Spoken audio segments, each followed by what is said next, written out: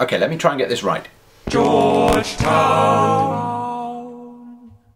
When I was 16 or 17, I was in a band called Insight, and we were pretty good. We had lots of potential. We played this kind of proggy rock music, and it was really, really good fun. We played a bunch of gigs around the local area, Battle of the Bands and stuff, and a few sort of charity fundraising gigs at my school. And we had a small but devoted fan base. We decided to make an album together, and I got really excited and carried away and booked a big album launch gig in the school hall. And it wasn't until we put up posters all over the place and got really excited about it that I realised we were no way ever going to make the album in time. And so instead of just like climb down off that horse and say, oh, sorry, false alarm, I got overexcited, and just save the launch gig for another time, I just totally wigged out and got really scared and weird and quit the band, ultimately, because I was too afraid to sort of face up to that mistake and go, oh, sorry, I'm an idiot, catch me later. Okay, so that's story number one. Story number two, I went to my local pub a couple of weeks ago, like in my local town, the place where I go to watch football at the weekends and have a drink with my dad. And I spoke to the landlady there. I said, hi, I'm George. I know you guys do live music here, and I'm going on this big tour all around the country, and I thought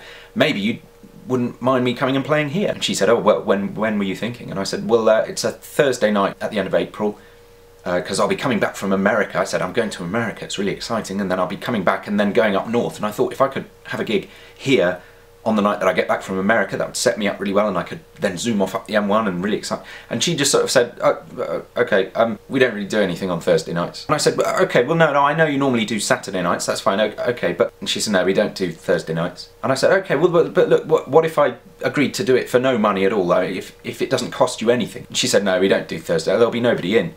And I said, well, I can bring people with, I can maybe boost the trade a bit. And she said, no, it won't. It won't. So let me get this straight. I'll bring all my own equipment. It will be no trouble. It won't cost you a penny.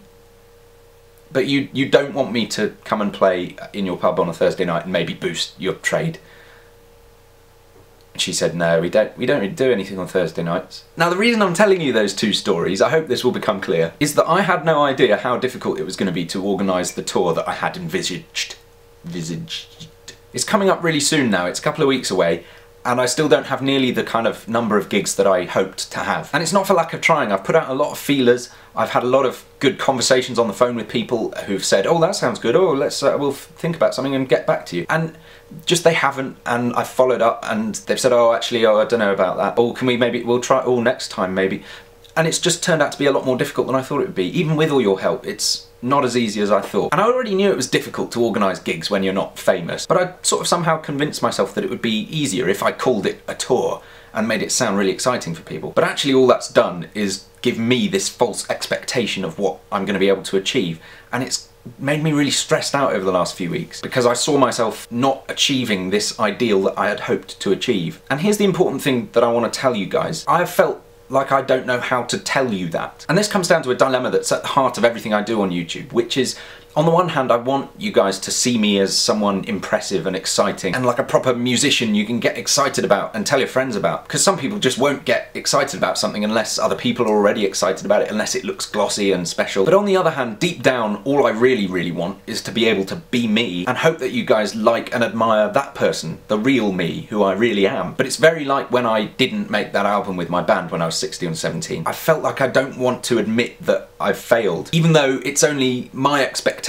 that I failed in, because I think you'll think less of me because I'm not as glossy and impressive as I hoped you would find out that I was. Does that make any sense? But anyway, thinking about it has led me to this wonderful realisation that really all I want to do is be as real as I possibly can. I don't think I'd be comfortable trying to sort of sell myself to all of you as a construct, an imagination that wasn't really me. So as much as I want you to think I'm glossy and impressive and exciting and a pop star, really all I want is for you to see who I really am and like that, because that's the thing that I've been working on being good at, being me. So, you know, that makes sense now. Anyway, so I'm going to take all the pressure off. I'm going to call it a not tour from now on. I'm going to play the gigs I already have organised in New Hampshire on Monday the 15th of April, the day the album comes out, very exciting. In Manchester on Saturday the 20th. At the Pit and Weem Inn in Fife on the 21st, which is very exciting. My dad's friend Brian is a chef and he has this inn just north of Edinburgh. It's beautiful. I'm really looking forward to playing there. And then the following weekend, the Saturday in Bournemouth, the 27th, and the Sunday in London, Regent's Park, the 28th. That's the really big end of tour party. I really want to see all of you guys there. That would be so great. And I'm going to keep trying to add some dates in the gaps here if I can, but I'm not going to worry about it anymore, because the kind of people that I know you guys are the kind of people who won't hold it against me that I was unable to do everything that I hoped. And I hope you'll be pleased that I feel able and feel real enough to tell you that that's the case. Because ultimately all I really want is to be able to take advantage of this great opportunity we have speaking one-on-one on this internet thing, to be as real as we possibly can and to share real magical things together. Getting a bit hippy-dippy now. So I'm gonna go. So come along to my Not tour, it's gonna be wonderful. So from me, the real George, over and out. Georgetown.